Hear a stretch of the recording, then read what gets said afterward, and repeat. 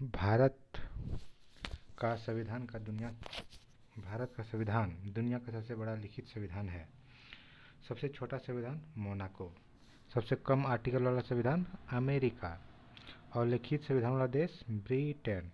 भारतीय संविधान में, ठीक है, भारतीय संविधान में कितना भाग? तो 22 भाग। कितना अनुच्छेद? 395 अनुच्छेद। कितनी अनुसूची? 12 अनुसूची। भाग एक क्या है? संघ एवं राज्य क्षेत्र। संघ एवं राज्य क्षेत्र।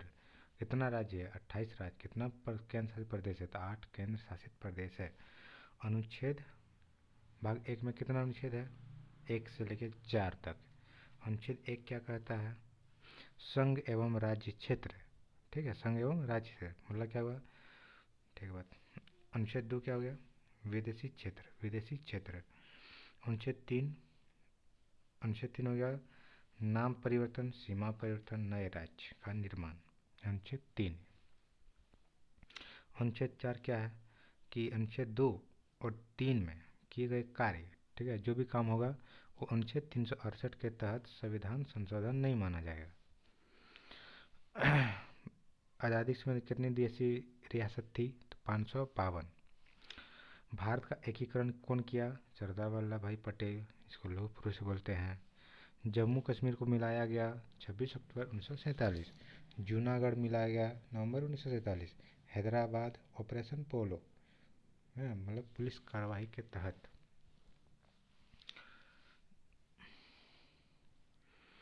देशी रियासत को कौन मिलाया था? सरदार वल्लभ भाई पटेल और वीपी मेनन। भाषा के आधार पर राज्य बनाया जाए कि नहीं, इसके लिए 3 कमेटी। पहला कमेटी एस के धर, दूसरा कमेटी जवाहरलाल नेहरू, वीपी मेनन और पंडित सीतारमैया, और तीसरा एक और आया था फजल अली। एस के धर कब आया? 1948 में। रिपोर्ट कब दिया? मतलब बनाया गया जून 1948 में, रिपोर्ट दिया दिसंबर 1948 में। इस रिपोर्ट ने भाषा के आधार पर राज्यों का पुनर्गठन नहीं माना गया, बोला कि प्रशासनिक आधार पर चलेगा राज्य। फिर आए जवाहरलाल नेहरू, वल्लभ भाई पटेल और पट्टा सीतारमैया। बनाया कब? दिसंबर 1948। रिपोर्ट कब दिया? 1949 में। इसने भी भाषा के आधार पर क्या बोला? नहीं बनेगा। फिर एक नेता था, तेलुगु नेता था, उसका नाम था रामा उल्लू। 56 दिन का आमरण अनशन किया और क्या हुआ? 15 दिसंबर 1952 को मृत्यु हो गया। ठीक है, उसके बाद एक और कमेटी बना जिसका नाम था फजल अली। इसमें 3 आदमी, कौन कौन? हृदय अली, हृदयनाथ कंजूर, सॉरी फजल अली, हृदयनाथ कंजूर और पानीकर। देखो यहाँ पे जल है, इधर पानी है। जल और पानी एक ही होता है, जल और पानी एक ही होता है। और यह है हृदय, हृदय हृदय, ठीक है। ये बना था अक्टूबर 1953 में। रिपोर्ट दिया 3 साल के बाद, बोले तो 356। इस रिपोर्ट ने भाषा के आधार पर राज्यों का पुनर्गठन की मंजूरी दे दिया। 1 अक्टूबर 1953 को आंध्र प्रदेश बना दिया गया। आंध्र प्रदेश भाषा के आधार पर गठित होने वाला पहला राज्य बन गया। राज्य पुनर्गठन आयोग बना जुलाई 1956। कब बना राज्य पुनर्गठन आयोग? जुलाई 1956। कब बना? जुलाई 1956। इसके अनुसार भारत में 14 गो राज्य और 6 गो केंद्र शासित प्रदेश बनाया गया। ठीक है।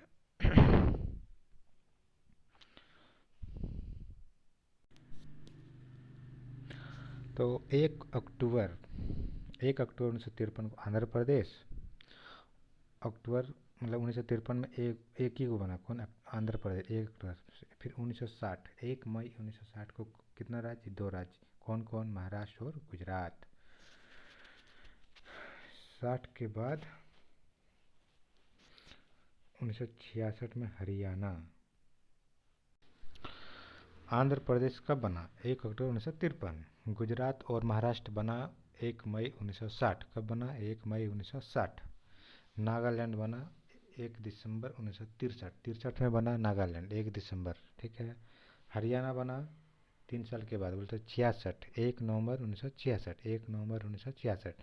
हिमाचल प्रदेश कब बना? 1971 में बना था, वो था 25 जनवरी 1971, 25 जनवरी 1971। सिक्किम बनेगा शहराज 1974, पूरी तरह से 1975। फिर 1972 में 3 राज्य, कौन कौन? और वो डेट था 21 जनवरी 1972। मेघालय बना, मणिपुर बना, त्रिपुरा बना। मेघालय बना, मणिपुर बना, त्रिपुरा बना 21 जनवरी 1972, 21 जनवरी 1972। फिर 1987 में दो गो बनेगा, कौन कौन? मिजोरम और अरुणाचल प्रदेश, मिजोरम और अरुणाचल प्रदेश 20 फरवरी 1987। और एक और राज्य बना था गोवा, गोवा बना था 30 मई 1987, जो कि 25वां राज्य है। फिर 2000 में बनेगा 3 गो राज्य, मतलब 1 नवंबर छत्तीसगढ़, 9 नवंबर उत्तराखंड और 15 नवंबर झारखंड। और तेलंगाना बना 2 जून 2014, 2 जून 2014।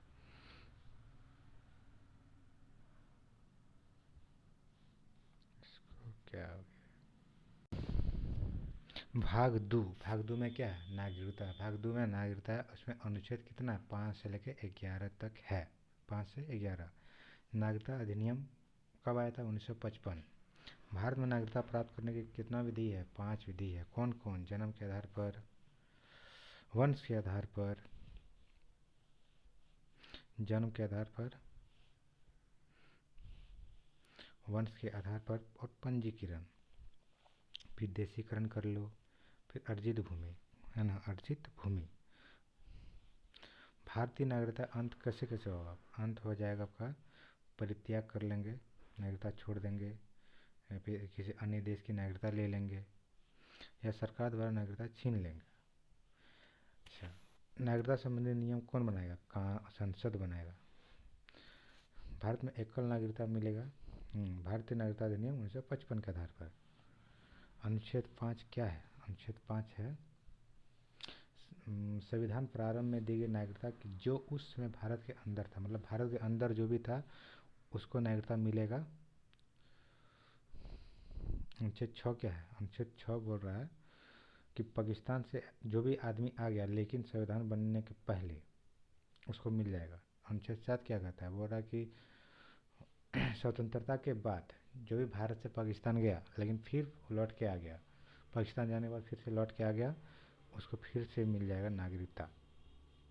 अनुच्छेद 8 क्या बोलता है? अनुच्छेद 8 बोलता है कि विदेश में भ्रमण करो चाहे नौकरी करो, नागरिकता नहीं जाएगा। 8 क्या कहता है? भ्रमण करने जाओ चाहे नौकरी करो विदेश में, कोई दिक्कत नहीं है, नागरिकता समाप्त नहीं होगी।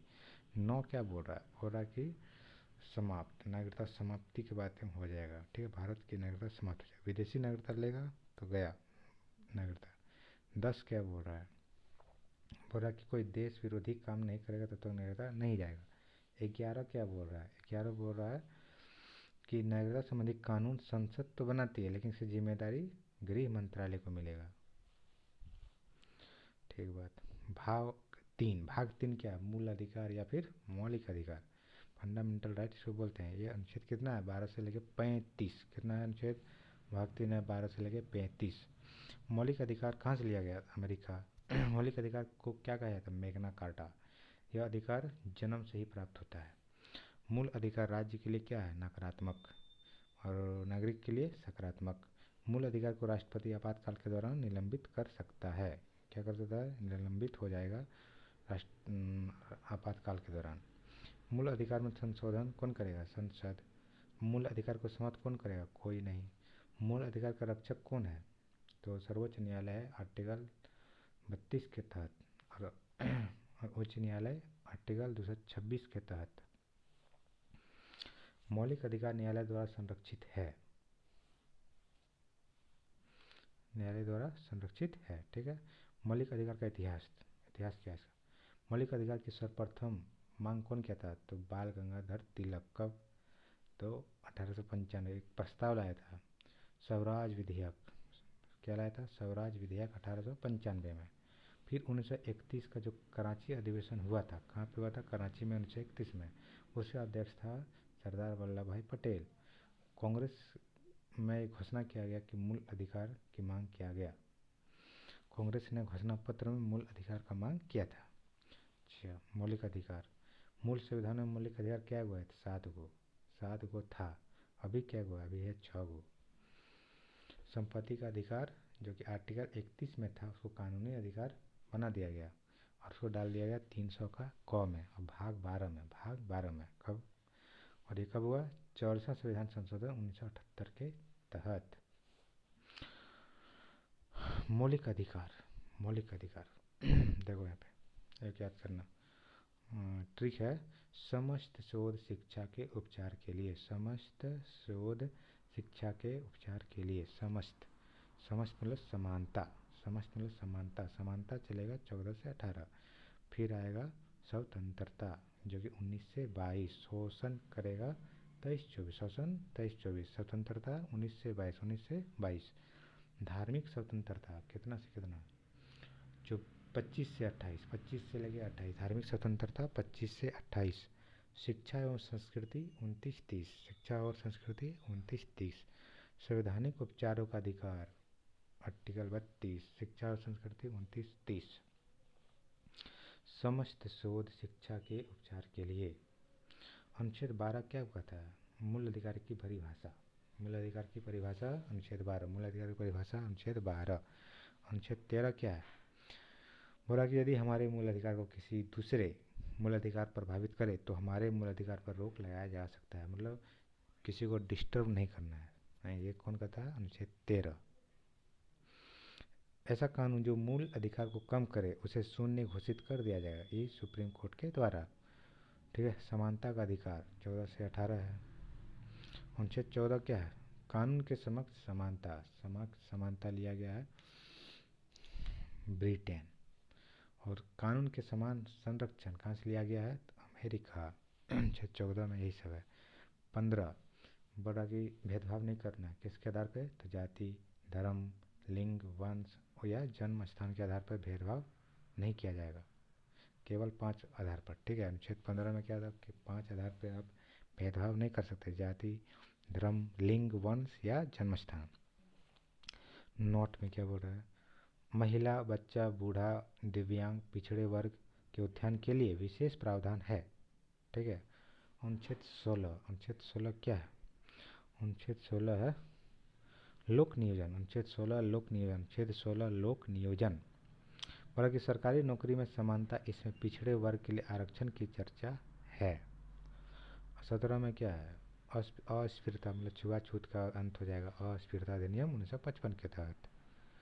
अनुच्छेद 18 उपाधियों का अंत, अनुच्छेद 18 उपाधियों का अंत।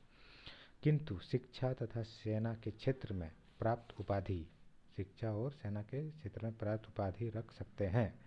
विदेशी उपाधि रखने के लिए राष्ट्रपति से अनुमति लेना पड़ेगा, लेकिन भारत रत्न अपने नाम के आगे नहीं लगा सकते हैं, नहीं लगेगा।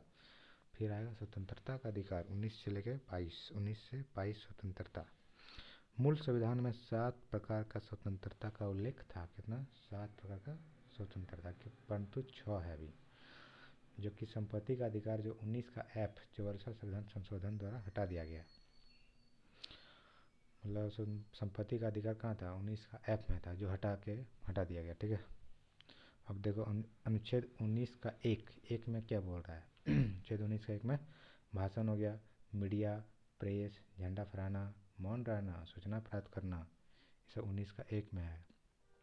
अब 19 का 1 का ए में क्या बोल रहा है, विचार और अभिव्यक्ति की स्वतंत्रता, विचार दो, अभिव्यक्ति दो, ए में।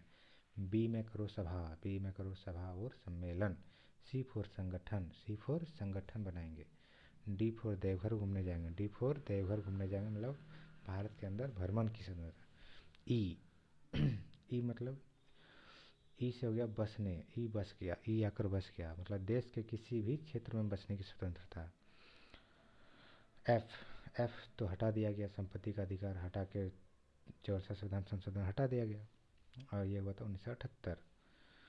19 का जी में हो गया व्यापार, जी फॉर हो गया जीविका, व्यापार और जीविका, जी फॉर जीविका।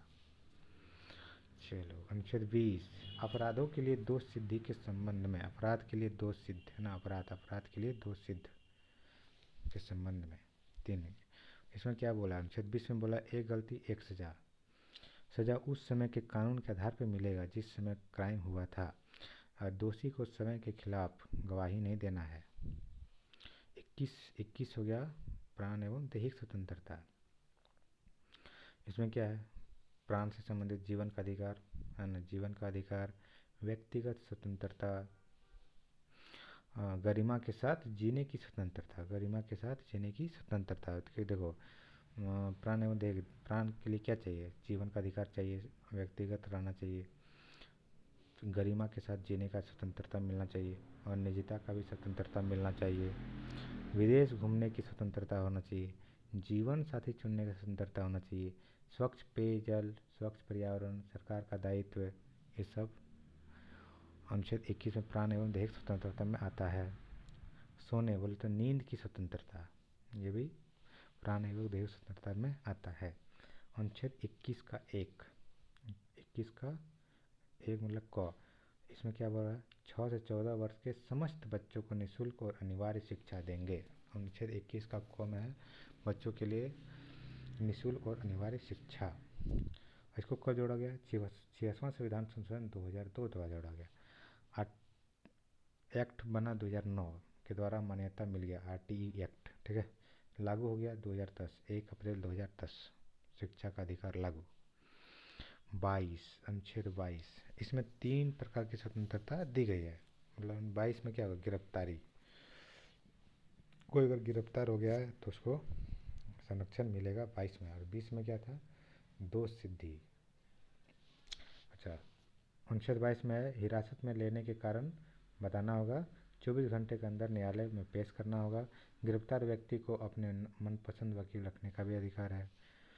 निवारक निरोध अधिनियम, ये क्या है? निवारक निरोध अधिनियम के अंतर्गत व्यक्ति को अपराध करने से पहले ही गिरफ्तार किया जा सकता है, और किसी भी व्यक्ति को बिना कारण बताए 3 महीने का गिरफ्तार या नज़रबंद रख सकती है। शोषण के विरुद्ध अधिकार 23-24, शोषण के विरुद्ध अधिकार 23-24। 23 क्या बोलता है? बड़ा कि जबरदस्ती श्रम नहीं करा सकते हैं और मानव तस्करी भी नहीं कर सकते हैं। इसके द्वारा किसी व्यक्ति की खरीद बिक्री, बेगारी और जबरदस्ती श्रम पर रोक लगाया गया, परंतु राष्ट्रीय सुरक्षा के मुद्दे पर जबरदस्ती काम या बेगारी करवाया जा सकता है। अनुच्छेद 24 बोला कि बाल श्रम प्रतिषेध, बाल श्रम प्रतिषेध।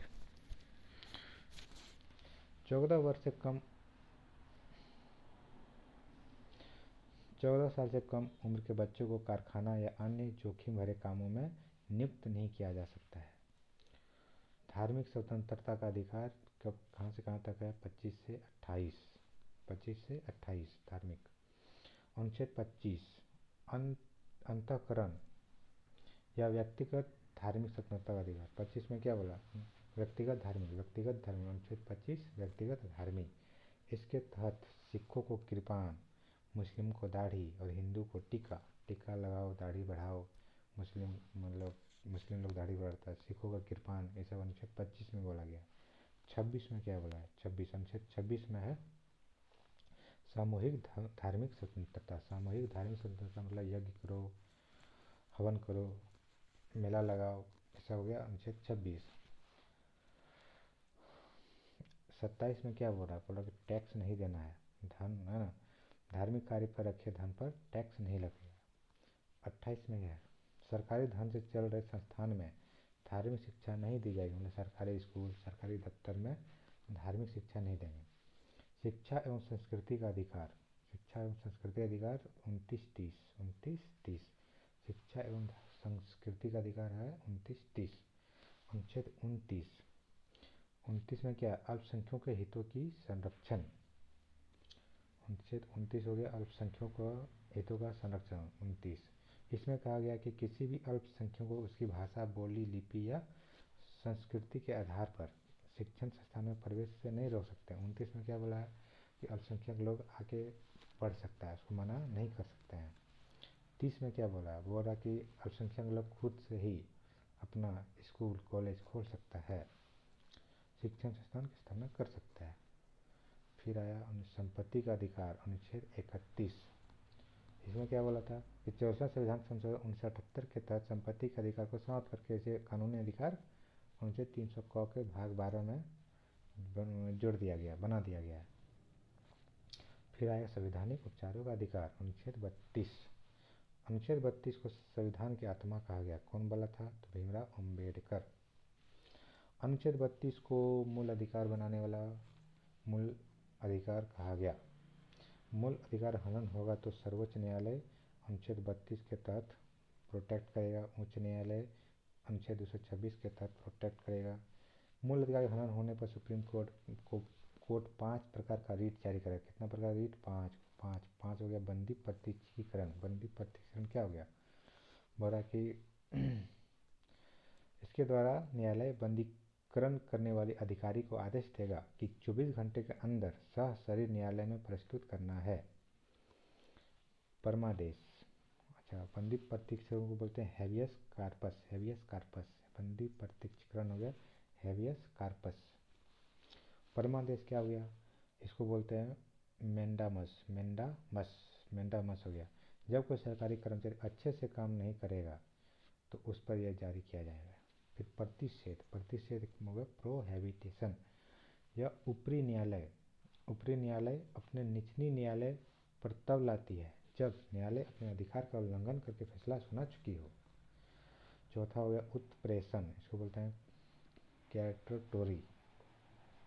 यह भी ऊपरी न्यायालय निचले न्यायालय को तब लाएगी जब न्यायालय अपने अधिकार का उल्लंघन करेगा, वहाँ तो फैसला सुना देगा। प्रतिषेध में फैसला सुनाएगा और उत्प्रेषण में अधिकार का उल्लंघन करेगा। फिर आएगा पांचवा अधिकार परीक्षा। जब कोई अधिकारी अपना कार्य को ऐसे कार्य करने लगे जिसके लिए वो अधिकृत नहीं है और उसे रोकने के लिए अधिकार परीक्षा लाया जाएगा। मतलब उसका काम नहीं था लेकिन करवा रहा है, जबरदस्ती कर रहा है, तो उसके लिए। अनुच्छेद 33 बोलता है कि संसद जो है सेना, मीडिया और गुप्तचर के मूल अधिकार को राष्ट्रीय सुरक्षा के हित में सीमित कर सकता है। अनुच्छेद 34 किसी भी क्षेत्र में मार्शल लॉ 34 में हो गया। AFSPA armed force special power act 1958 कहाँ लगाया गया था? असम और मणिपुर में। अनुच्छेद 35 बोल रहा है कि संसद मूल अधिकार को अधिक शक्तिशाली बनाने के लिए संशोधन कर सकता है लेकिन हटा नहीं सकता है। अच्छा, अनुच्छेद जो है 15 जो क्या बोलते हैं 15, अनुच्छेद 15 शोषण के विरुद्ध। अनुच्छेद 15 है ना, जो कि भेदभाव है ना, भेदभाव। अनुच्छेद 16 लोक नियोजन। 19 स्वतंत्रता। 29 अल्पसंख्या बोला और 29-30 में अल्पसंख्या ये केवल भारतीयों को ही प्राप्त है। मतलब 15, 16, 19, 29, 30, 15, 16, 19, 29, 30। फिर अनुच्छेद 14 कानून के समक्ष समानता संरक्षण है ना। फिर 20 अपराध के लिए दोष सिद्धि वाला। 21 प्राणियों 21 का एक 6 से 14 साल तक जो है निःशुल्क शिक्षा वाला है बच्चों के लिए वो। फिर ये 23